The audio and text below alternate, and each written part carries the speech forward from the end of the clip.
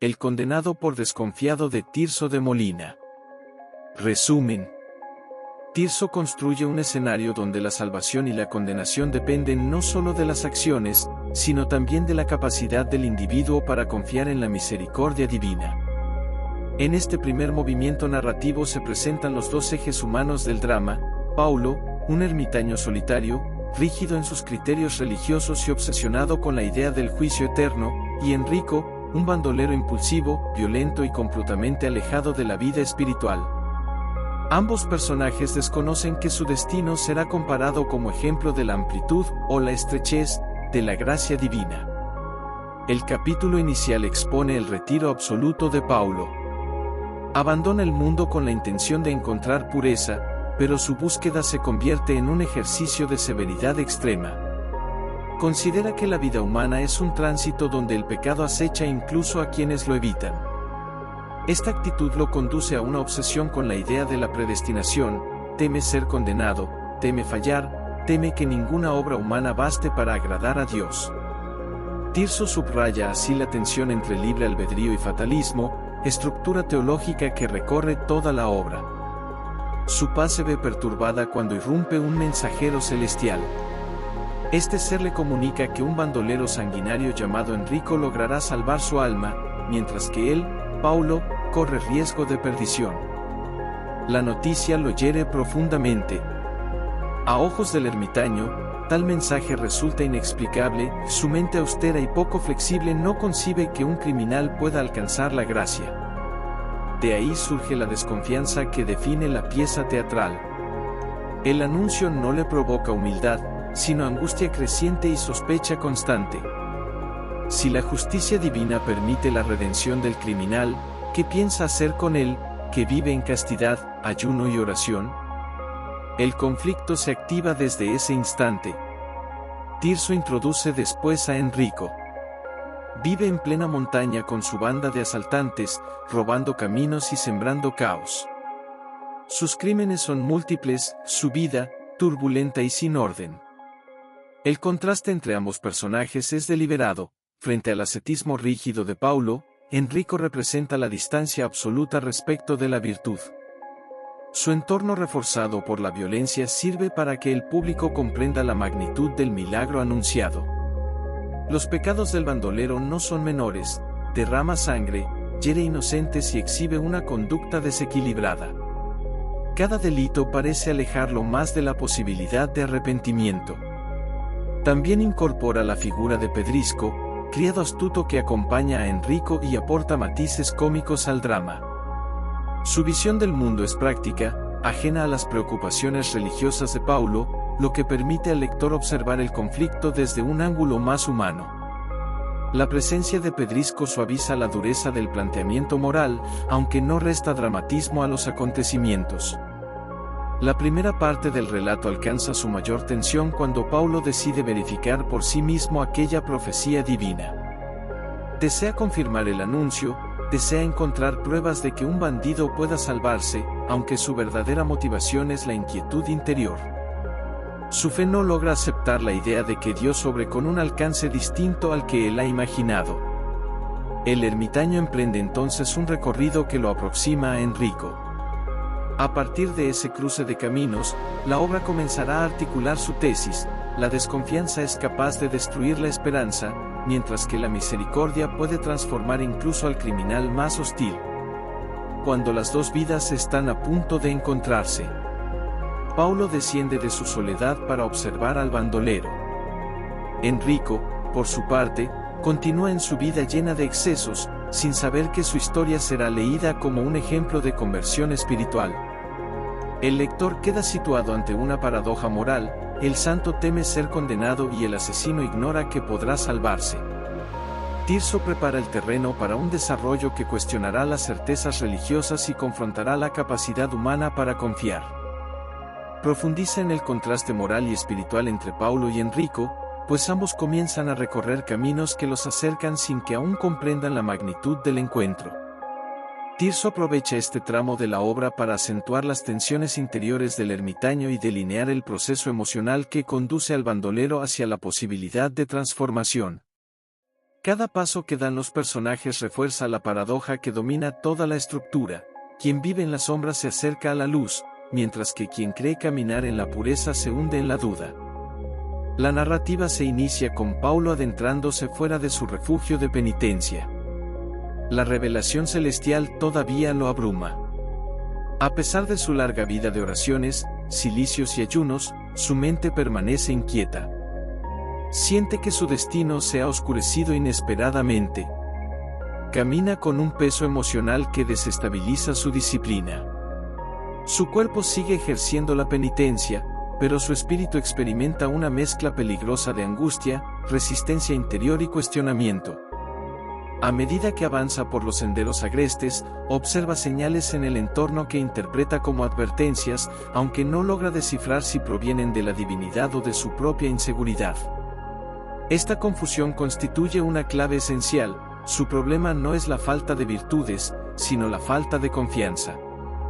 Mientras Paulo se desplaza, la obra traslada la atención hacia Enrico, quien vive una jornada marcada por la violencia habitual.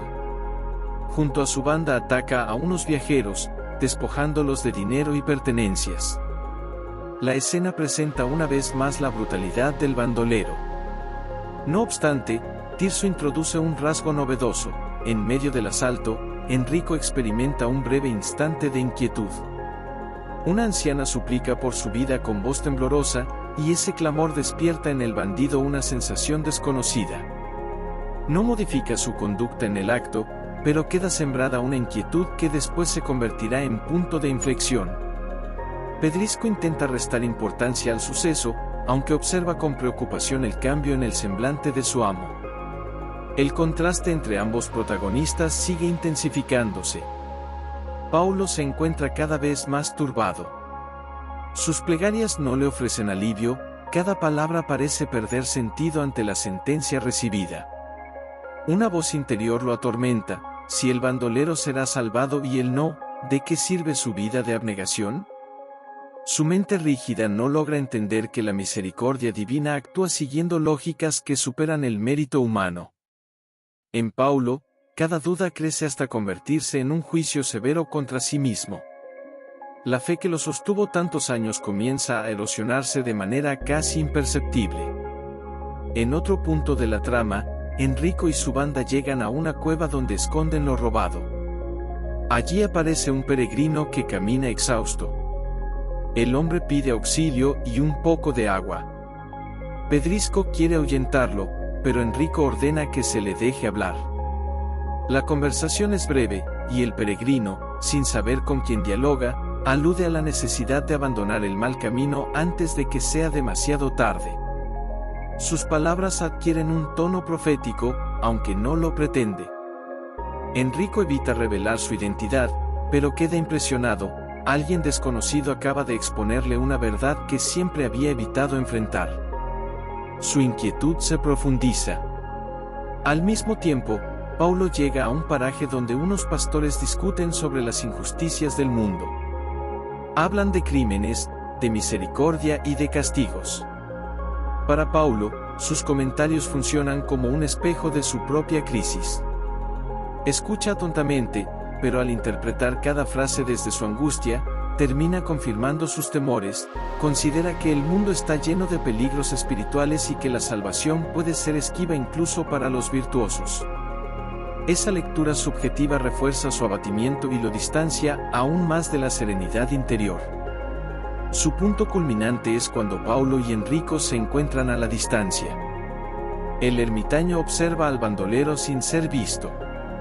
Halla en él la figura del pecador absoluto y se sorprende al percibir un gesto de cansancio o reflexión en su rostro. Esa imagen lo desorienta. Paulo esperaba ver únicamente brutalidad, no una sombra de remordimiento. Este primer vistazo confirma que la revelación celestial podría tener fundamento. Sin embargo, también intensifica su confusión, pues si Enrico muestra señales de arrepentimiento, su propio destino parece aún más incierto. Enrico, por su parte, continúa sin saber que un ermitaño lo vigila. Su conciencia late con más fuerza. Sus crímenes empiezan a pesarle, aunque insiste en ocultarlo bajo actitudes desafiantes. Su alma se halla en un volcán interior que prepara la futura conversión. Ambos personajes avanzando en direcciones distintas, aunque unidos por una tensión invisible. Paulo se adentra en un camino donde la duda lo domina. Enrico se aproxima lentamente a una reflexión moral que podría transformarlo. Tirso crea así una estructura paralela en la que cada uno, sin saberlo, recorre la senda opuesta a la que aparenta corresponderle. Se prepara el encuentro decisivo que definirá el tema central de la obra, la confianza como llave de salvación. Los caminos de Paulo y Enrico dejan de ser solo paralelos y se convierten en espejos dramáticos que revelan la condición espiritual de cada uno. Tirso utiliza este tramo para profundizar en el conflicto interno de ambos personajes, articulando de manera minuciosa el avance del bandolero hacia el arrepentimiento y el deterioro emocional del ermitaño, cuya rigidez moral lo conduce a un estado cada vez más peligroso. La tensión aumenta, y los acontecimientos anuncian que la resolución no será amable para ninguno de los protagonistas. La narración se abre con Paulo oculto en los matorrales, aún observando a Enrico. La escena le produce una fascinación inquietante. Descubre al criminal en un momento de cansancio, casi de fragilidad. Enrico se sienta en una roca, respira con dificultad y murmura algo que el ermitaño no alcanza a escuchar. Esa visión impacta profundamente a Paulo, pues contradice la imagen rígida que tenía del bandido. La humanidad del malhechor lo desorienta. Para alguien que ha creído toda su vida que la conducta determina estrictamente la salvación, la idea de que un pecador pueda expresar signos de compasión consigo mismo resulta perturbadora. La creciente inestabilidad de Paulo comienza a manifestarse en sus actos. Se dirige hacia un claro del bosque, se arrodilla y suplica respuestas. No sabe si la visión del mensajero celestial fue consuelo o condena. Sus súplicas se convierten en reproches. Pide claridad, pide justicia, pide certezas. Tirso muestra cómo la obsesión por la perfección espiritual puede transfigurarse en una forma de soberbia disfrazada de devoción. El ermitaño desea controlarlo todo, incluso la voluntad divina. Esta actitud lo pone en un peligro invisible, pues la desconfianza que lo consume no solo distorsiona su fe, sino que le impide ver la gracia como un acto libre y misterioso. El relato cambia de enfoque para seguir a Enrico, quien ha regresado a su cueva junto a Pedrisco. Allí lo encontramos inquieto, inquietud que el criado percibe con preocupación. Pedrisco intenta animarlo, le recuerda que la vida de un bandolero no puede detenerse por remordimientos, pero el jefe de la banda no responde con la brutalidad habitual. Enrico confiesa que siente un peso extraño en la conciencia. No menciona a la anciana ni al peregrino, pero admite que algo de sus palabras se ha quedado grabado en su mente. Su tono no es el de un hombre arrepentido todavía, pero sí el de alguien que al fin reconoce la existencia de un conflicto moral. Tirso introduce otra escena que amplifica la dualidad entre ambos personajes. Enrico y su grupo intentan detener a un joven viajero que cruza la montaña. Durante el asalto, surge un altercado que casi termina en muerte. Sin embargo, la mirada desesperada del muchacho hace que Enrico vacile. Durante unos segundos, su espada no se mueve. Es Pedrisco quien intenta obligarlo a actuar, pero el jefe detiene a su criado con un gesto firme. La víctima huye. Esa pequeña acción se convierte en símbolo del proceso interior del bandolero. Por primera vez elige no matar cuando tiene plena libertad de hacerlo. Paulo, en cambio, vive una experiencia opuesta. Al descender por un sendero empinado, se encuentra con un pastor que le pide ayuda.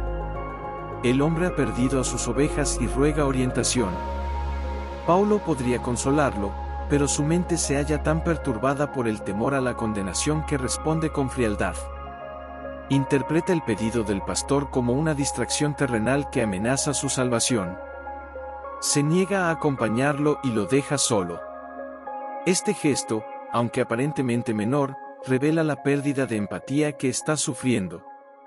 Tirso presenta así un paralelismo inquietante, mientras Enrico muestra un destello de compasión humana, Paulo profundiza en la severidad que lo distancia del amor divino. Más adelante, el destino vuelve a entrelazar las rutas de los protagonistas. Paulo observa nuevamente a Enrico, esta vez en la cueva. Lo ve angustiado, en silencio, con la espalda encorvada, casi como alguien que contempla su propia vida desde un abismo moral. El ermitaño no comprende esa imagen. Piensa que quizás es una prueba, o una trampa, o un engaño. Su desconfianza hacia la misericordia divina se convierte en desconfianza hacia la humanidad misma. La duda lo consume tanto que su capacidad de discernimiento se debilita. Interpreta señales erróneas, sospecha de lo bueno y termina aislándose aún más. Enrico, movido por la inquietud, sale a caminar en la noche. El cielo estrellado lo enfrenta con la fragilidad de su existencia. Recuerda a las víctimas de sus asaltos, los llantos, las súplicas, la sangre derramada. Pedrisco lo sigue a distancia, sin comprender qué sucede. En ese momento, el bandolero siente un estremecimiento interior y reconoce que quizás su vida no puede continuar en ese rumbo. No llega todavía a formular un arrepentimiento explícito, pero su corazón empieza a ceder. Ambos personajes inmersos en una tensión espiritual opuesta, Paulo incapaz de confiar, Enrico lentamente abriéndose a la esperanza. Tirso deja claro que la obra se dirige hacia un desenlace donde la misericordia será decisiva, pero no todos sabrán recibirla. Paulo y Enrico experimentan sus giros vitales más profundos, uno se precipita hacia la desesperación, mientras el otro se abre definitivamente al arrepentimiento. Tirso despliega un paralelismo preciso donde las decisiones de ambos personajes adquieren un peso determinante, revelando que la salvación no depende de méritos acumulados, sino de la disposición interior para aceptar la gracia. El lector asiste a una etapa crucial en la que cada gesto, cada pensamiento y cada emoción construyen el camino hacia el desenlace. La jornada se inicia con Enrico en un estado de agitación extrema. La noche anterior ha sido decisiva para él, pues los recuerdos de su vida delictiva han hecho mella en su conciencia. Amanece con el rostro desencajado, con señales visibles de un conflicto moral que ya no puede ocultar. Pedrisco intenta animarlo con bromas y chanzas, aunque nota que su amo se ha convertido en un hombre distinto. Enrico declara con firmeza que no desea continuar por la senda del crimen. Aún desconoce cómo enmendar su pasado, pero intuye que la única alternativa posible es la renuncia a la violencia. Esta decisión marca el inicio explícito de su conversión. Tirso sostiene este cambio mediante un episodio de fuerte carga simbólica. Poco después, Enrico se encuentra con un grupo de caminantes que podrían ser víctimas fáciles. Su banda se prepara para actuar, motivada por la costumbre. Pedrisco sugiere un plan rápido, pero Enrico los detiene con un gesto autoritario. El bandolero ordena que no se les toque y expresa que aquella vida ha terminado. La banda se sorprende. Algunos obedecen con recelo, otros murmuran, sin comprender la transformación de su líder. La escena se convierte en prueba de voluntad para Enrico. Y la supera. Su alma comienza a liberarse del peso del pecado. Mientras tanto, Paulo vive la experiencia opuesta. Tras observar la posible conversión de Enrico, su angustia ha aumentado. No interpreta el cambio del bandolero como milagro de misericordia, sino como una amenaza directa a su propia salvación. Cree que el anuncio del mensajero celestial lo condena sin remedio. A cada paso que da, su mente oscurecida por la desconfianza le dicta que su destino está marcado y que sus esfuerzos carecen de valor. Busca un lugar apartado del bosque para orar, pero sus plegarias ya no nacen del amor ni de la serenidad. Surgen desde el temor más profundo. En ese estado emocional, Paulo sufre una crisis interior devastadora. Sus pensamientos se enredan en una cadena de sospechas y reproches. Llega a dudar incluso de la justicia divina. Siente que su vida de mortificación no ha sido suficiente y que ningún acto humano puede asegurarle la salvación. La falta de confianza lo lleva a una forma de desesperación que niega todo consuelo. Así, el ermitaño pierde la perspectiva espiritual que lo había sostenido durante años. Tirso subraya la gravedad de esta caída. La desesperación, originada en la desconfianza, se convierte en el verdadero pecado que lo pone en riesgo. Enrico, todavía conmovido por el cambio que experimenta, decide buscar un sacerdote para confesar su vida criminal. Ya no necesita pruebas ni señales. Su corazón ha sido tocado por una claridad que no había tenido antes. Mientras camina, repasa mentalmente sus crímenes, no para justificarlos, sino para reconocerlos. El bandolero ahora se muestra humilde, consciente de su fragilidad y dispuesto a recibir el perdón. El lector asiste a un proceso de purificación interior que pone de relieve la tesis central de la obra: la salvación se alcanza mediante la aceptación sincera de la gracia. Paulo, en contraste, se vuelve cada vez más rígido. En lugar de aceptar que la misericordia divina actúa más allá de sus cálculos, se convence de que está predestinado a la condenación. Interpreta cada señal natural, cada silencio, cada sombra como confirmación de su destino trágico. Esta lectura fatalista lo lleva a concluir que no vale la pena continuar con la vida espiritual. La idea se apodera de él hasta volverse insoportable. Su desesperación crece en intensidad, mientras su entorno se vuelve más opresivo. La soledad del bosque ya no es un refugio, sino un eco que amplifica sus temores. La tensión del capítulo alcanza su momento culminante cuando Paulo y Enrico se cruzan nuevamente. Los dos hombres se observan brevemente. Enrico experimenta un impulso de respeto hacia el ermitaño. Paulo, en cambio, mira al bandolero con mezcla de asombro y resentimiento. No comprende cómo alguien tan pecador ha sido elegido para la salvación. La paradoja se le vuelve insoportable. Se aleja perturbado, convencido de que su destino no admite enmienda. Con un contraste definitivo, Enrico continúa su camino hacia la redención con determinación sencilla y humilde. Paulo se hunde aún más en la desesperación, atrapado por su propia desconfianza.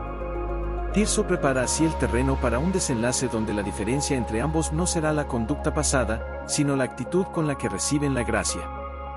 El desenlace trágico y moral de la obra muestra cómo las decisiones internas de Paulo y Enrico se convierten en determinantes de su destino espiritual. Tirso de Molina concluye el drama con una estructura profundamente simbólica donde la misericordia, la libertad humana y la desconfianza adquieren un sentido definitivo. Cada momento del cierre está diseñado para enfatizar la tesis central: la salvación no depende exclusivamente de las acciones pasadas, sino de la disposición interior para aceptar la gracia divina y confiar en ella. La narración se abre con Enrico avanzando con resolución hacia la iglesia más cercana. Ha tomado la decisión irrevocable de dejar atrás su vida criminal y entregarse por completo al arrepentimiento. A su lado, Pedrisco lo acompaña con gesto confuso, sin entender la transformación de su amo, pero consciente de que su vida también está cambiando. Enrico desea confesarse. Su deseo no nace del miedo, sino de la claridad moral que lo invade. Al llegar ante el sacerdote, se arrodilla y expone su historia con detalle: sus robos, sus asesinatos, sus crueldades. No oculta nada. Su confesión se convierte en acto de restitución espiritual. El sacerdote, sorprendido por la sinceridad del bandolero, lo absuelve y le pide abandonar definitivamente su vida delictiva, recomendándole realizar actos de penitencia y reparación. Enrico acepta con una humildad que contrasta drásticamente con su antigua vida. Mientras tanto, Paulo se halla sumido en la oscuridad más absoluta. Recluido entre rocas y árboles, no reza con serenidad, sino con angustia. Cada pensamiento lo hunde más en el convencimiento de que su condena es irrevocable. Cree que la revelación celestial fue una sentencia definitiva sobre su alma. La idea se ha convertido en obsesión destructiva. Su capacidad de confiar ha desaparecido por completo, y la gracia, en lugar de ser una fuente de consuelo, se transforma en una sombra inalcanzable.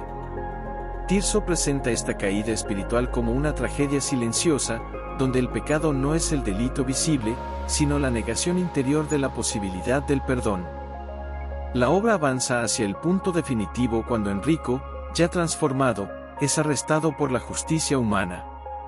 Un destacamento de soldados lo reconoce y decide apresarlo para que responda por sus crímenes. Lejos de resistirse, el bandolero se entrega sin protesta. Declara que recibe aquel castigo como parte natural de su camino de expiación. Este gesto, lejos de humillarlo, lo dignifica. Pedrisco, desconcertado, desea que Enrico huya, pero su amo lo detiene con firmeza. El bandolero proclama que su alma ha encontrado un rumbo nuevo y que la redención no se construye evitando las consecuencias terrenales, sino aceptándolas. Paulo, por su parte, observa desde lejos la captura de Enrico. La escena lo perturba. Su mente la interpreta como confirmación de que la misericordia es injusta. Piensa que si el bandolero será salvado pese a todos sus delitos, él, que ha vivido en penitencia, solo puede recibir condena. Su interpretación distorsionada revela el nivel al que ha llegado su desesperación. En su interior, se ha quebrado la confianza en la justicia divina y, sobre todo, la humildad necesaria para aceptar la gracia. El clímax llega cuando Paulo, dominado por el horror de sentirse excluido de la salvación, decide poner fin a su vida. Cree que su condena es inevitable y que no tiene sentido seguir luchando. Su muerte se presenta como signo trágico de una voluntad que ha renunciado a confiar. Es un acto extremo donde no hay violencia externa, sino destrucción interna. Tirso subraya que la desesperación, nacida de la desconfianza, constituye un pecado mortal porque implica el rechazo directo a la gracia. Paulo cae, no por haber cometido crímenes visibles, sino porque negó la posibilidad del perdón. En contraste absoluto, Enrico es llevado a la cárcel, donde acepta su encierro con serenidad. El sacerdote lo visita y confirma que su conversión es sincera. Los soldados comentan que su comportamiento es extraño para un criminal, pero no pueden negar la transformación. Al final, Enrico enfrenta la muerte impartida por la justicia humana. Camina hacia el cadalso en silencio, con el rostro sereno y la mirada firme. Sus últimas palabras invocan la misericordia divina. Su muerte, lejos de ser castigo espiritual, se convierte en tránsito hacia la salvación que ha abrazado con pleno consentimiento. Con un contraste definitivo, el bandolero pecador, arrepentido y confiado en la voluntad divina, obtiene la salvación que el ermitaño virtuoso en apariencia, pero dominado por la desconfianza, queda condenado. Tirso de Molina concluye afirmando la importancia vital de confiar en la gracia y no medirla con criterios humanos. La obra termina con un mensaje claro: no es la vida pasada lo que determina el destino final, sino la capacidad de entregarse humildemente al perdón. Suscríbete a mi canal para subir más contenido. Gracias.